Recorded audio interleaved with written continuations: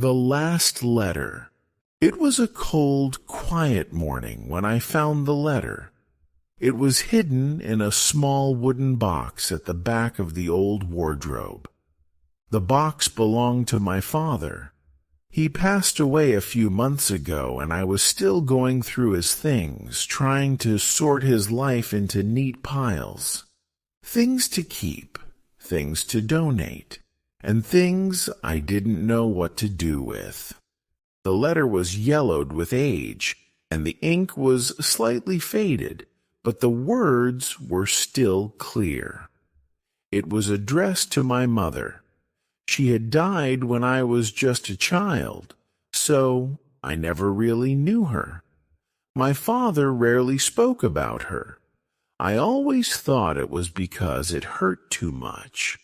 But now, holding the letter in my shaking hands, I realized it was something more. The letter was simple, but it carried so much emotion. My father wrote about his love for my mother, how he missed her every day since she passed away, and how he felt lost without her. He mentioned how he tried to stay strong for me, but every night when I was asleep, he would sit alone and cry. His words were raw and honest, the kind of pain that time never really heals. I read the letter over and over again, tears streaming down my face.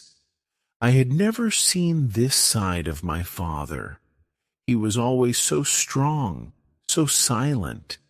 I thought he had moved on, but now I realized he carried this sorrow with him his whole life. As I sat there, the letter in my hand, I remembered all the times I saw him staring out of the window, lost in thought.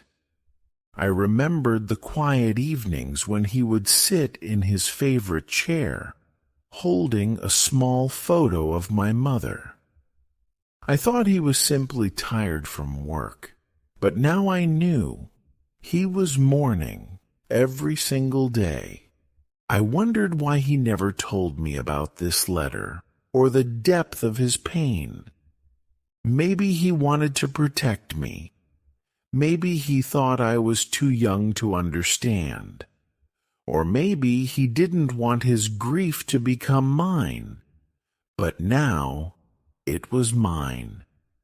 His sorrow had become a part of me, and I felt an ache in my chest that I had never felt before.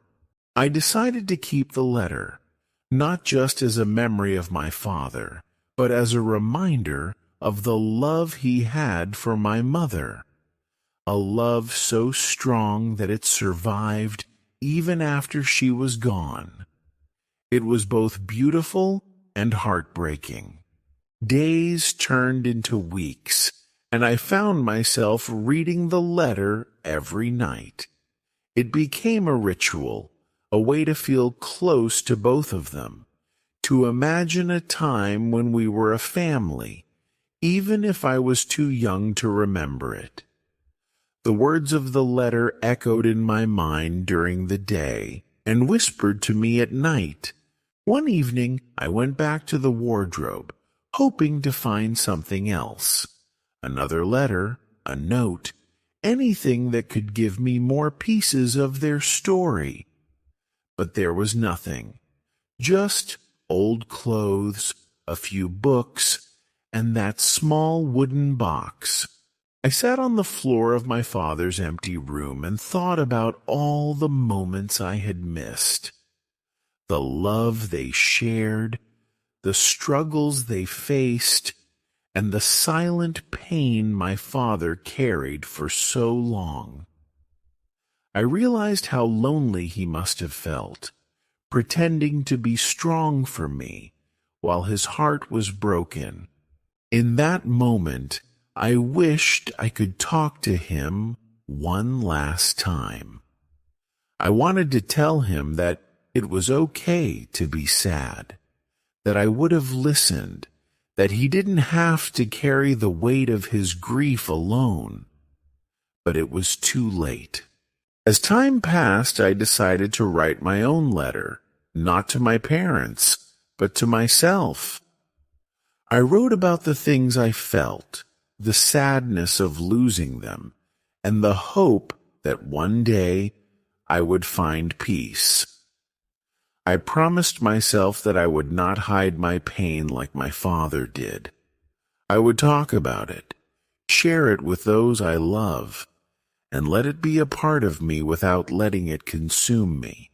And maybe, just maybe one day, someone will find my letter, and they will know that love, even when it hurts, is something worth remembering. If you are holding on to a sorrow you have never shared, please know that you are not alone. Speak your heart, write your feelings, and let someone hear your story. Because even in sadness, there is a kind of beauty, the beauty of love that never truly fades. Thank you so much for watching. If you enjoyed the video, don't forget to like, subscribe, and hit the notification bell so you don't miss the next one. See you soon.